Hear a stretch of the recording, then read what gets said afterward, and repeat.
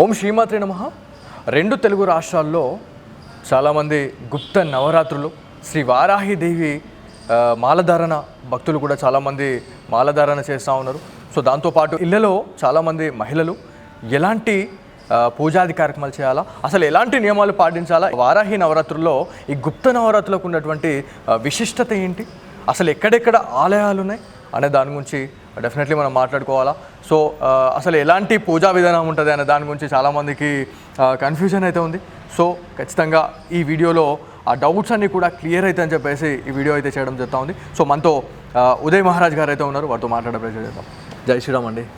జై శ్రీరామ్ అండి. శ్రీమాత్రే నమః అండి. సో చాలామందికి ఉన్న డౌట్స్ అండి ఇవి. సో ఎవరైతే కొత్తగా మాలధారణ చేసేవాళ్ళు, సో వాళ్ళు ఎలాంటి నియమాలు పాటించాలి, దాంతోపాటు మహిళలు వాళ్ళు ఎలాంటి నియమాలు పాటించాలి అనేది చెప్పండి.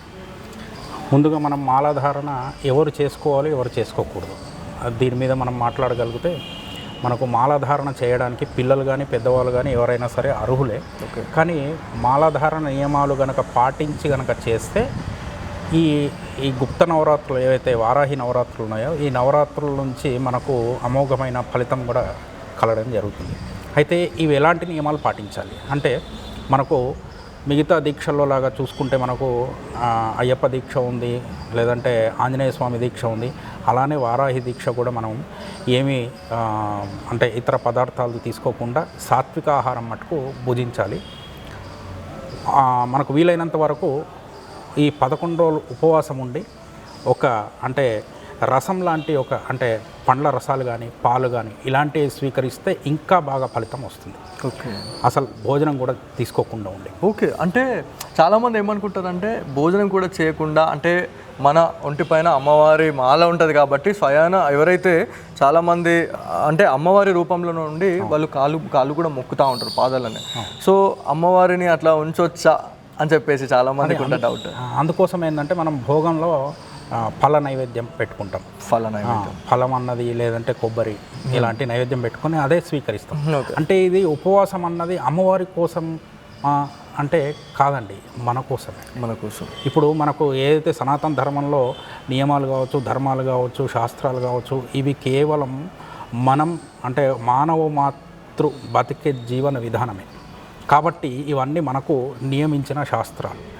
ఈ విధులన్నీ మన కోసం. ఇప్పుడు నైవేద్యం పెట్టడం అన్నది ఏంటి అంటే, మనం ఏదైతే తింటున్నామో అవి ఎక్కడి నుంచి వచ్చినాయి, సృష్టి నుంచే వచ్చినాయి. కాబట్టి ఆ సృష్టి, ఆ అమ్మవారు, ఆ తల్లి, సృష్టి స్వరూపంలో ఉన్న తల్లి కనుక మనకు అవి ఇవ్వకపోయి ఉంటే మనం బతికే వాళ్ళం కాదు ఇక్కడ. అందుకోసం అలా చూపించి వాళ్ళు స్వీకరించు అని చెప్పేసి అని మనం భుజించడం అన్నది ఒక ఆనవాయితీ.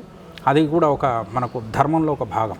ఓకే, అదొకటి. ఇంకోటి ఏంటంటే, మీరు అడిగారు మాలధారణ నియమాలు. చెప్పులు వేసుకోకూడదు. ముందుగా వస్త్రాలు, ఎలాంటి వస్త్రాలు ధరించాలి. ఇక్కడ మనకు వస్త్రాలు వచ్చేసి మనం అయ్యప్ప దీక్షలో వస్త్రాలు చూసుకుంటే నలుపు వాడతారు. ఇక్కడ మనకు వారాహి దీక్ష అన్నప్పుడు 11 రోజులు లేదా 9 రోజులు నియమం పాటిస్తూ ఈ 9 లేదా 11 రోజులు దీక్ష సమయం ఉంటుంది. ఈ సమయంలో ఆకుపచ్చ వస్త్రము లేదా ఎరుపు, ఇవి రెండు శ్రేష్టమయంగా మనకు విధించడం జరిగింది. ఎందుకు అంటే, అమ్మవారి యొక్క స్వరూపము ఏదైతే దేహం కావచ్చు, ఏదైనా కావచ్చు, రాత్రి స్వరూపంలోనే అమ్మవారి యొక్క అవతారం అన్నది జరిగింది. కాబట్టి ఆకుపచ్చ, డార్క్ రెడ్ అంటే ఎరుపు కలిస్తే ఏ రంగు అయితే ఏర్పడుతుందో అలాంటి రంగు అమ్మవారి యొక్క రంగు. కాబట్టి ఆకుపచ్చ, ఎరుపులో కూడా మనకు ఆరావళి అని వస్తుంది, రెడ్ కాకుండా డార్క్ రెడ్. అలాంటి వస్త్రాలు ధరించడం. మాలలో వచ్చినప్పుడు మనకు రుద్రాక్ష, పగడము, మళ్ళీ మనకు పచ్చ అని దొరుకుతుంది, గరుడ పచ్చ అనుకోవచ్చు. ఇలాంటివి ధరించడం శ్రేష్టం మాలలో.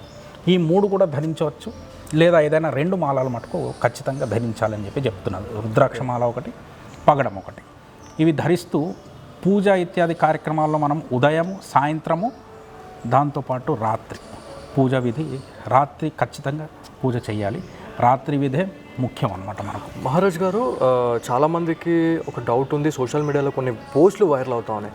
అంటే అర్ధరాత్రి సమయంలో అమ్మవారికి మల్లెపూలతో పూజ చేసిన, లేకపోతే పసుపు కొమ్ములతో అమ్మవారిని అర్చించిన, చాలా విశేష ఫలితాలు ఉంటాయి అని చెప్తా ఉన్నారు. అది ఇంట్లో చేయొచ్చా?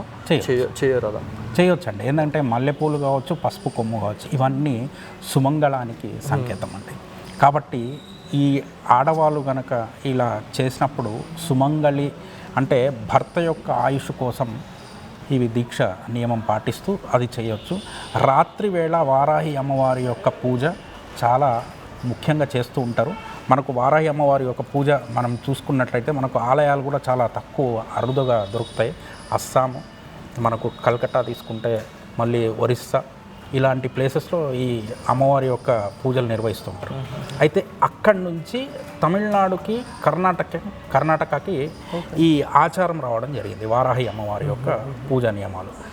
అక్కడి నుంచి ఆంధ్ర నుంచి మనకు ఇప్పుడు తెలంగాణ రాష్ట్రంలో కూడా ఇది ప్రసిద్ధం వచ్చింది. మహారాజ్ గారు, దీంట్లో ఒక చిన్న డౌట్ వస్తుంది చాలామంది వ్యూవర్స్కి. వరాహ రూపం అని చెప్పేసి మనం మాట్లాడుతున్నాం, వారాహి అమ్మవారు అని చెప్పేసి. సో కాంతారా సినిమాలో ఏవైతే మనకి ఆ దృశ్యాలు కనిపిస్తూ ఉన్నాయో, ఆ దేవుడు అంటే ఆ దేవత ఇక్కడ వారాహి మాత సేమేనంటారు? అక్కడ కూడా అంటే అలాంటి అవతారమే కనిపిస్తుంది అనేది. ఇప్పుడు కాంతారా సినిమా వచ్చేసి మనకు అక్కడ ఆ ఊర్లో ఉన్న ఒక దేవతని దృష్టిలో పెట్టుకొని అతి పవిత్రంగా ఎటువంటి అంటే దాన్ని పాడు చేయకుండా తీసిన చాలా మంచి సినిమా. వరాహ రూపం అనగానే మనకు వచ్చేసి ఏంటంటే భూమిని ఉద్ధరించడము అని అర్థం. వారాహి అంటే భూమాతనే. ఓకే. మరి అయితే వరాహ రూపం వచ్చేసి విష్ణుమూర్తి స్వరూపం.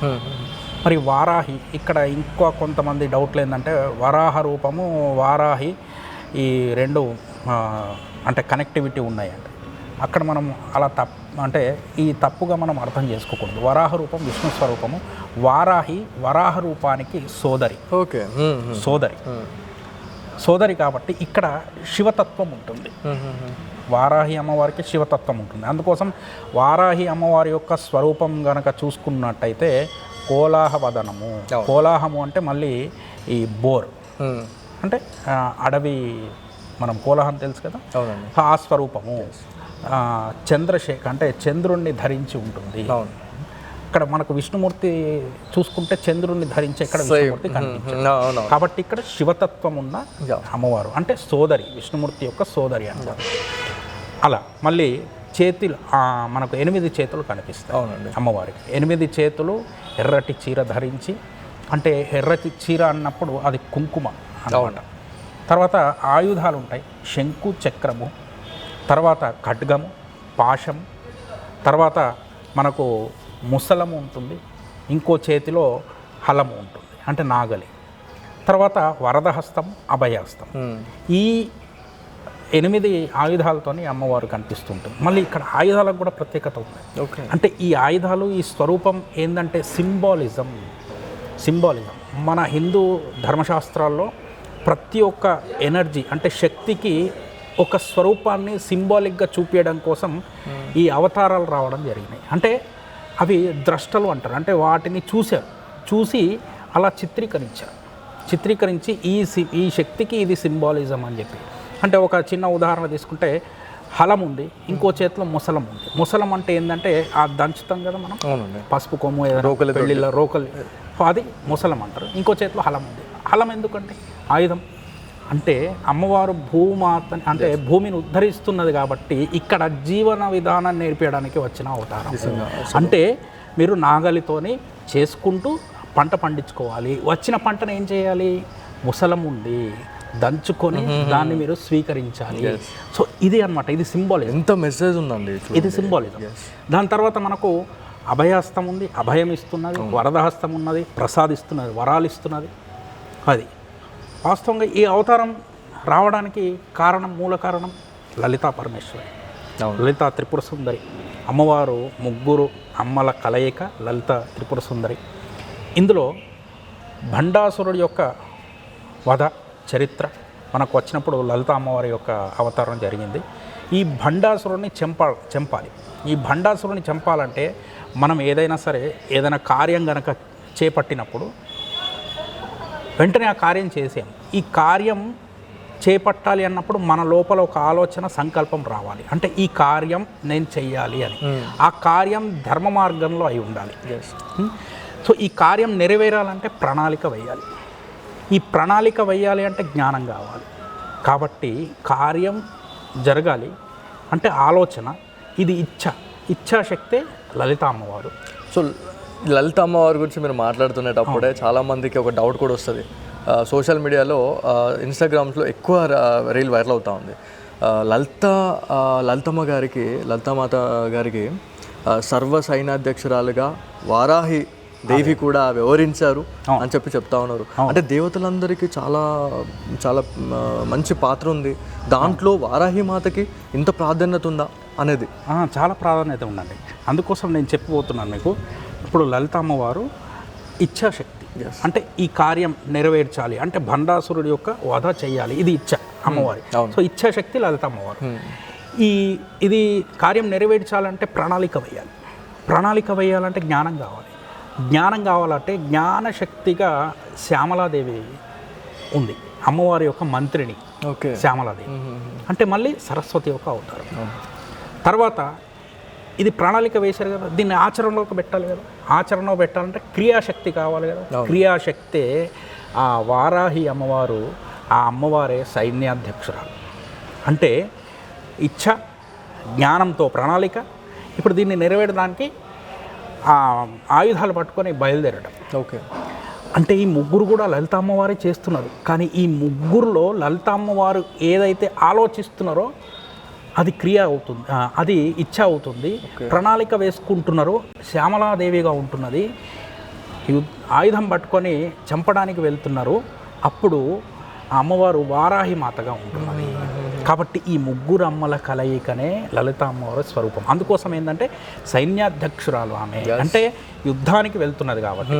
అంటే మనం ఏదైనా సరే, ఎవరి మీదైనా సరే జయం సంపాదించాలి, మనకు జయం కలగాలి ఏదైనా కార్యంలో అన్నప్పుడు వారాహి అమ్మవారి యొక్క దీక్ష తీసుకొని ఆ నియమాలు నిష్టలు కనుక పాటించి 11 రోజులు అలా ఉంటే కనుక మనకు ఖచ్చితంగా అమ్మవారి యొక్క అభయం లభించుతుందని చెప్పేసి ఏమాత్రం సంకోచించాల్సిన అవసరం లేదు, ఖచ్చితంగా లభించి తీరుతుంది. మహారాజ్ గారు, ఇప్పటికీ ఏదైతే కాశీపట్టణంలోని వారణాసి, సో ఇప్పటి వరకు కూడా వారణాసిలో చూడండి వారాహి అమ్మవారు సంచరిస్తూ ఉంటుంది అని చెప్పేసి కూడా మనకు కొంతమంది చెప్తా ఉన్నారు.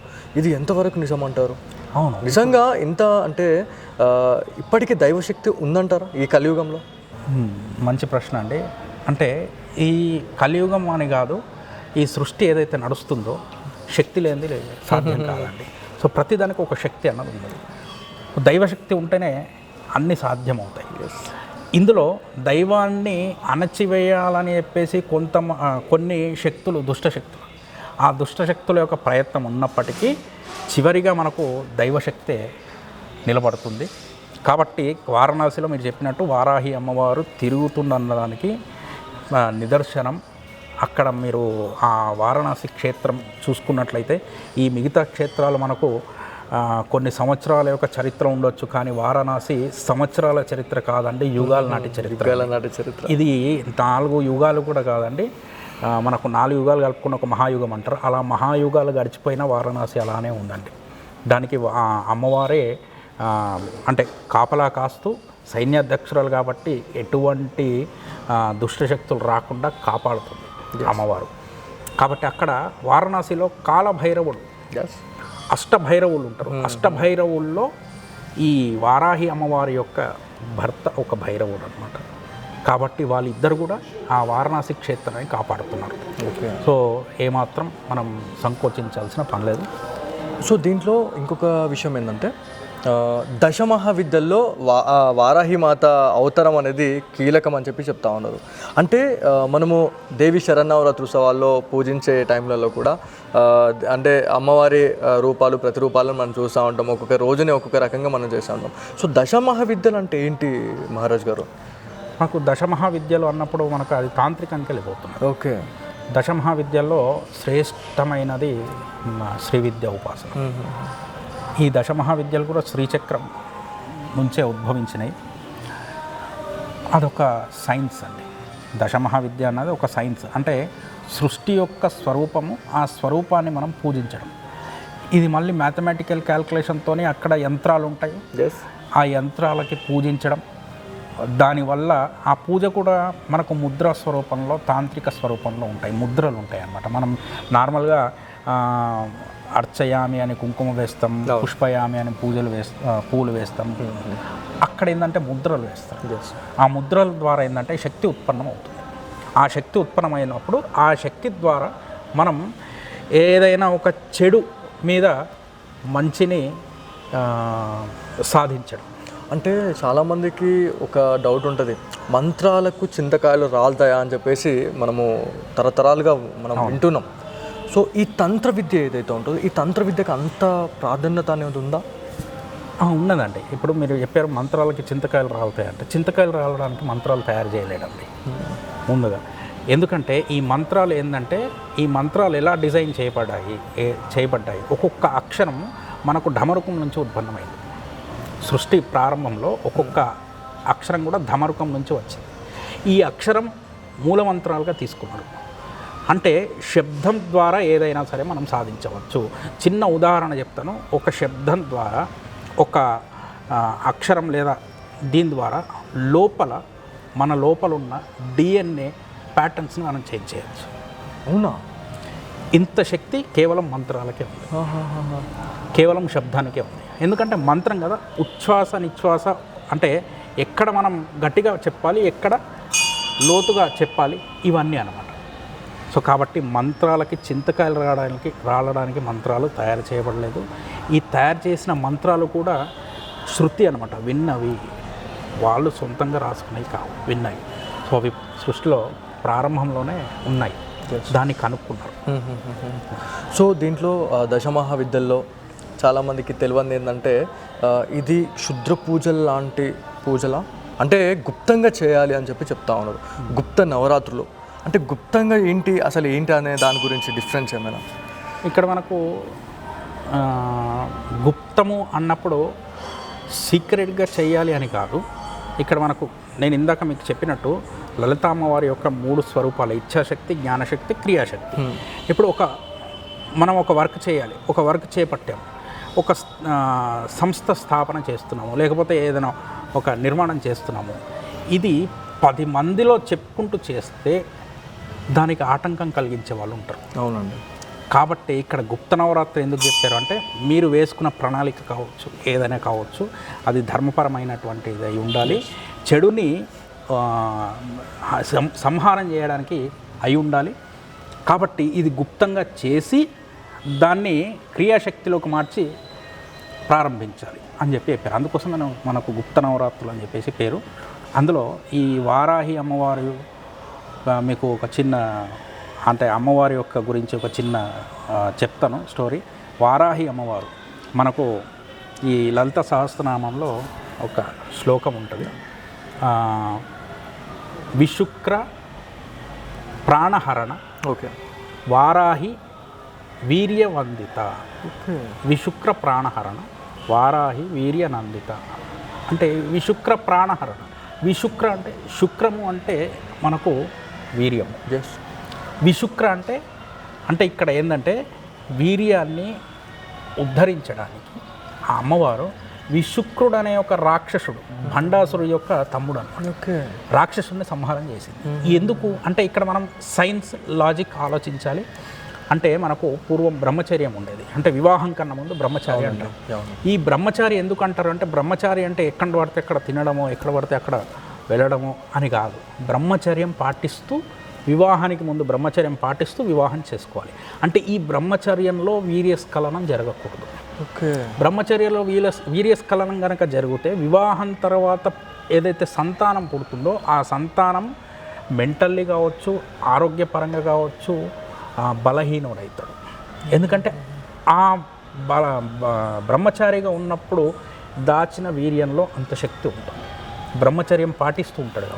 అప్పుడు పుట్టే సంతానం ఏదైతే ఉన్నదో వివాహం తర్వాత అది మంచి తెలివితోని, మంచి ఒక శక్తివంతమైన ఆరోగ్యంతో ఆ సంతానం అన్నది కలుగుతుంది. అంటే అలాంటి వీర్యస్ఖలనం చేసే ఒక ఆలోచన ఏదైతే ఉందో అది విశుక్రుడు చేయిస్తాడు. ఓకే. సో అలాంటి ఆలోచన రానియకుండా విశుక్రుడిని సంహరించింది అనమాట. అంటే ఇక్కడ మీరు అర్థం చేసుకోవాల్సింది ఏంటంటే మన లోపల అలాంటి విశుక్రుడు ఉన్నాడు కాబట్టి ఈ వారాహి అనే యొక్క సైన్యాధ్యక్షురాలు మన లోపలనే ఉన్నది, అమ్మవారు మన లోపలనే ఉంది కాబట్టి అలాంటి ఆలోచనలు రానివ్వకుండా మనమే లోపల జరిగే ఘర్షణ ఆ విశుక్రుడు అనేటువంటి ఆలోచనని సంహరించడమే. ఓకే. సో దీంట్లో ఎవరైతే మహిళలు చాలామంది ఇంట్లోనే పీఠం పెట్టుకొని ఈ గుప్త నవరాత్రుల్ని ఆచరిస్తూ ఉన్నారు. సో కంద దీపానికి చాలా ప్రత్యేకత ఉంది అని చెప్తా ఉన్నారు. సో ఈ కంద దీపం పెట్టడం, దాంతోపాటు ఇళ్లలో ఎవరైతే ఈ గుప్త నవరాత్రులను చేసుకుంటున్న వాళ్ళు అమ్మవారికి పూజాది కార్యక్రమాలు చేస్తారు, ఎలాంటి పూజాది కార్యక్రమాలు చేయాలి? మామూలుగా మనం చిత్రపటం పెట్టుకొని వారాహి అమ్మవారి చిత్రపటం, ధనం గనక అంటే ఉన్నవాళ్ళైతే మటుకు అమ్మవారి యొక్క విగ్రహం అంటే పంచలోహ విగ్రహం కావచ్చు ఇలాంటి చిన్నది తీసుకొని ఆ అమ్మవారికి ఉదయము, సాయంత్రము, రాత్రి 3 పూట్ల పూజలు ఇత్యాది కార్యక్రమాలు ఈ 11 రోజులు నిర్వహించడము. అయితే ఈ 11 రోజులు చేసే నియమంలో మనకు ఆటంకం కలగకుండా ఉండడం కోసం కంకణం కట్టుకుంటాం, అఖండ దీపాన్ని వెలిగిస్తాం. కాబట్టి అఖండ దీపానికి అంత ప్రాముఖ్యత. అంటే ఈ అఖండ దీపం ఆరకుండా ఎట్లయితే చూసుకుంటూ ఉన్నామో మనం చేసే దీక్ష కూడా దాని మీద అంత జాగ్రత్త పెట్టుకొని చేయాలి అనే ఒక్క ఈ ఆలోచనతోనే అఖండ దీపానికి పెట్టడం జరిగింది. అయితే ఈ 11 రోజులు కుంకుమతోని అర్చించడం, రాత్రి వేళ కుంకుమ నీళ్ళలో కలుపుకొని అమ్మవారికి అభిషేకం చేయడం, ఇలాంటివి కార్యక్రమాలు కనుక మనం చేసినట్టయితే ఆ అమ్మవారు మనకు సత్ఫలితం ఇచ్చే అవకాశం ఉంది. ఇంకా ఈ పూజలో వాడే సామాగ్రి మామూలుగా పసుపు, కుంకుమ, వక్కలు, తమలపాకులు, పండ్లు అది వాడుతూ కూడా బెల్లంతో చేయబటువంటి పాయసం శ్రేష్టం అమ్మవారికి. పానకం లాంటిది, లేకపోతే అన్నం బెల్లం కలిపి చేయడం ఇలాంటివి ఆ ప్రసాదం మటుకు స్వీకరించవచ్చు. అమ్మవారికి ఏదైతే మనం నైవేద్యం పెట్టామో అలాంటి ప్రసాదం స్వీకరించవచ్చు. ఒక పూట భోజనం చేయడం, లేదా నక్తం అంటారు. నక్తం అంటే ఉదయం నుంచి ఉపవాసం ఉండి రాత్రిపూట పూజ సంపూర్ణం చేసుకున్నాక భుజించడం, లేదా ఈ 11 రోజులు ఉపవాసం ఉండడం. ఓకే. మన యొక్క ఆరోగ్య పరిస్థితిని బట్టి మనం ఈ పూజని చేయాలి. ఎస్. మాకు మన మహారాజ్ గారు మీరు ఉపవాసం అని చెప్పేసి మళ్ళీ మాట్లాడుతున్నారు. అంటే ఓన్లీ పళ్ళు ఫలాలు తీసుకుంటూ మనం పూర్తిగా ఈ 11 రోజులు ఉపవాసం ఉండొచ్చు అంటారా? ఖచ్చితంగా అండి. పండ్లు ఫలాలు తీసుకు ఎలా ఉంటాయి అంటే బెనిఫిట్స్ అనేది ఎలా ఉంటుంది అనేది. అయితే మనకు ఉపవాసానికి అర్థం ఏంటంటే అంటే దగ్గరగా, వాసము కూర్చోవడం అంటే ఆ యొక్క శక్తి స్వరూపమైన అమ్మవారు కావచ్చు, ఇంకే దేవత గురించి అయితే మనం చేస్తున్నామో ఆ దేవతకి దగ్గరగా ఉండడము, అదే ఉపవాసం. ఆ దేవతకి దగ్గరగా ఉండడం అంటే ఆ దేవత యొక్క చింతన చేస్తూ ఉండడము. ఆ దేవత గురించే మనం ప్రతినిత్యం పూజ ఇత్యాది కార్యక్రమాలు నిర్వహించడం, ఆ దేవత గురించే మాట్లాడడం, ఇంకే మాట మాట్లాడకుండా ఉండడం, ఇలాంటివన్నమాట. ఇవన్నీ ఉపవాస దీక్షనే. కాబట్టి ఆ ధ్యాసలోనే ఉంటాం. కాబట్టి ఆకలి అని ఎప్పుడైతే తెలియకుండా ఉంటుందో మీ దీక్ష సంపూర్ణమైనట్టు. ఎంత బాగా చెప్పారు మహారాజ్ గారు. నిజంగా అంటే దైవ లీలలో ఉంటే ఎలాంటి ఏం కూడా గుర్తుకు రాదు అని అంటారు చూడండి. సో మీరు చెప్పేది అదే రకంగా ఉంది. సో ఇవన్నీ నియమ నిబంధనలు అన్నీ అయిపోయినాయి. సో ఎప్పుడైతే గుప్త నవరాత్రులు ఆఖరి ఘట్టంలో చివరి రోజున వాటిని ఆచరించాలి అనే దాని గురించి, అసలు విసర్జన కావచ్చు దాని గురించి మనము పూజ ఇత్యాది అంత సమాప్తం అయిపోయినాక ఏదైతే మీరు ఆలయాలకు వెళ్ళాలనుకుంటారో అమ్మవారి ఆలయం కావచ్చు, లేకపోతే లలిత అమ్మవారి ఆలయాలు ఎక్కడ చాలా ఉన్నాయి ఇప్పుడు, అలాంటి ఆలయాలకు వెళ్ళి అక్కడ దర్శనం ఇత్యాది కార్యక్రమాలు చేసుకొని మాల విరమణ తర్వాత ఇంట్లో ఉన్న పూజలు ఏదైతే వాడారో పువ్వులు కానీ ఇత్యాది అవన్నీ వస్తువులు కూడా తీసుకొని నీళ్ళలో విసర్జన చేయడం, లేదా చివరి రోజు హోమం నిర్వహించడము. ఓకే. హోమం నిర్వహించడం దీనివల్ల మనకు ప్రత్యేకమైన ఫలం ఉంది. ఈ హోమంలో ఈ 9 రోజులు 10 రోజులు వాడిన పువ్వులు అవన్నీ ఉంటాయి కదా, అవన్నీ చక్కగా ఒక కాగితం ముక్క కానీ ఏదైనా తీసుకొని ఆరవేసి ఆ చివరి రోజు హోమంలో వేయడం. చాలా బాగుంది. ఆ హోమంలో వేసిన తర్వాత అది బూడిద అయిపోతుంది కదా, భస్మం అయిపోతుంది కదా, ఆ భస్మాన్ని మనం ధరించడము. ఓకే. ఇలాంటివి కూడా మనం పాటించవచ్చు. సో చివరి రోజు మటుకు చాలా శ్రద్ధగా అందరిని పిలిచి భోజనాలు ఇలాంటి కార్యక్రమాలు కూడా పెట్టుకోవచ్చు. అంటే ఇది తాంత్రికంగా కాకుండా మనం దైవికంగా ఇలాంటి పూజలు నిర్వహించవచ్చు నార్మల్గా, ఎటువంటి దోషం లేదు. కానీ ఇవాళ రేపు ఏం చేస్తున్నారు అంటే ఇప్పుడు నేను రీసెంట్గా చూశాను, విజయవాడ అనుకుంటా, అక్కడ ఒక ఆవిడ మీద వారాహి అమ్మవారు వచ్చిందని చెప్పేసి ఆవిడ మీద కుంకుమ పోస్తున్నారు, బోర్ల దండం పెడుతున్నారు. ఇవన్నీ కావాలి, ఇవన్నీ చేయకూడదు, మానేయాలి. ఎందుకంటే ఇది వస్తున్నాయంటే వారాహి అమ్మవారి యొక్క ప్రచారం ఇప్పుడు మొదలైంది. అంటే ఇంతకు ముందు లేదా అంటే ఉంది. మరి అప్పుడు ఆ లేడీ ఒంట్లో వారాహి అమ్మవారు ఎందుకు రాలేదు? అవునండి, అది కూడా. సో వారాహి అమ్మవారు అంటే ఏం చేస్తున్నారంటే దీన్ని బిజినెస్ కూడా చేస్తున్నారు. అలా చేయకూడదు. చేయకుండా మనం దాన్ని శ్రద్ధగా మన సుఖం కోసం చేయకుండా 10 మందికి ఉపయోగపడేలాగా దీక్ష స్వీకరించి దానివల్ల 10 మందికి సమాజానికి మంచి జరగాలని చెప్పి ఒక మెసేజ్ ఇవ్వడమే వారాహి అమ్మవారి యొక్క దీక్ష. కాబట్టి అలా స్వీకరించడం చాలా ఉత్తమం. పిల్లలు కనుక స్వీకరిస్తే వాళ్ళకి జ్ఞానం పెరగడం, వాళ్ళు ప్రతి దాంట్లో రాణించడం ఈ వారాహి అమ్మవారి ద్వారా సాధ్యమవుతుంది. తర్వాత మహిళలు భర్తల యొక్క ఆయుష్ కోసం, మళ్ళీ సమాజంలో పేరు ప్రతిష్ట ఇత్యాదులు మనకు కావాలి అంటే వారాహి అమ్మవారి యొక్క దీక్ష, పూజలు, హోమాలు నిర్వహించడం. తర్వాత బిజినెస్ మ్యాన్స్ ఉంటారు, వాళ్ళు కూడా కనుక వారాహి అమ్మవారి యొక్క పూజలు, దీక్షలు నిర్వహించడం కనుక జరిగితే వాళ్ళ బిజినెస్లో కూడా వ్యాపారంలో ఆటంకాలు రాకుండా వాళ్ళు కూడా ఉన్నతమైన స్థాయికి ఎదిగే అవకాశాలు ఉంటాయి. కాబట్టి ఎవరైనా సరే ఈ వారాహి అమ్మవారి యొక్క దీక్షలు నిర్వహించవచ్చు. కానీ శ్రద్ధగా అమ్మవారి పైన ధ్యాస ఉంచి ఆ అమ్మవారిని స్తుతిస్తూ, ఈ అమ్మవారు సైన్యాధ్యక్షురాలే కానీ మూలం లలిత అమ్మవారు. అవునండి. కాబట్టి ఈ అమ్మవారిని కొలుస్తూ ఆ లలిత అమ్మవారి యొక్క కృప కోసం కూడా ఎదురు చూస్తూ ఈ దీక్షని సంపూర్ణం చేసుకోవాలి.